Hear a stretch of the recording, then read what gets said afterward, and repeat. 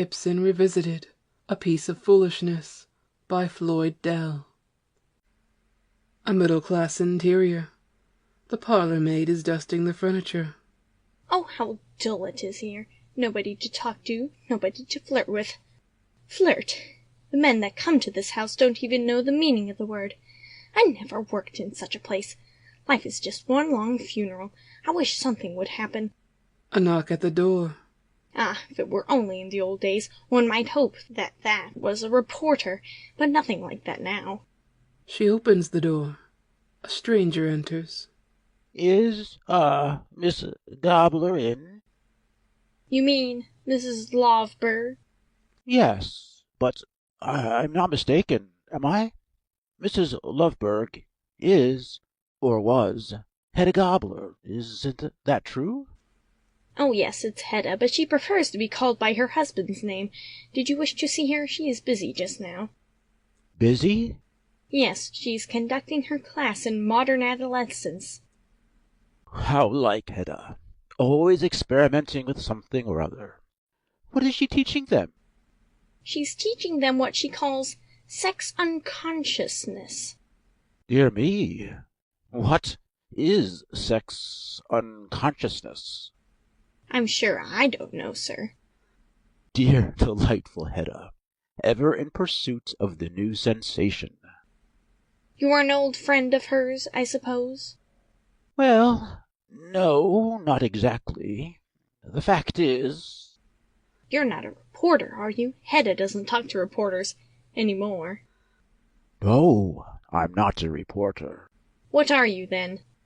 I am the representative of the International Ibsen Society.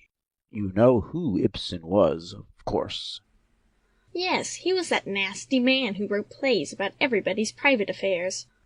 There is that point of view, of course. I'm sorry to intrude. I should think you would be, now that she and Lovberg are happily married.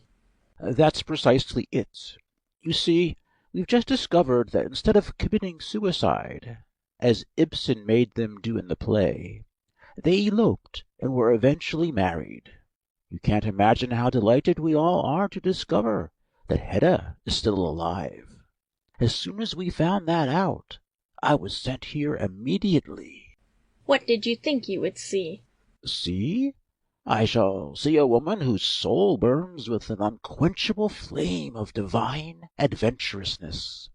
I shall see the most ardent, impatient, eager, restless, impetuous, and insatiably romantic woman in the world. The maid, pointing to the door. You mean her? Yes. Why, there is the very sofa upon which she and Lovberg used to sit, in the old days, discussing his past. There he would sit and tell her of his escapades, his affairs, everything. Tell me, does she insist on Lovberg's being polygamous, whether he wants to or not? Evidently you don't know the new Hedda, or the new Lovberg either. The only thing they talk about is what they call the monogamist ideal. There is some mistake. I will find out when I see her. Surely she is still interested in adventure, the free life, vine, leaves, beauty. I will remind her of her own past. No, you won't. She won't let you. She will tell you that too much attention is paid to such foolishness nowadays. She, who was interested in nothing else? But then, what is she interested in now?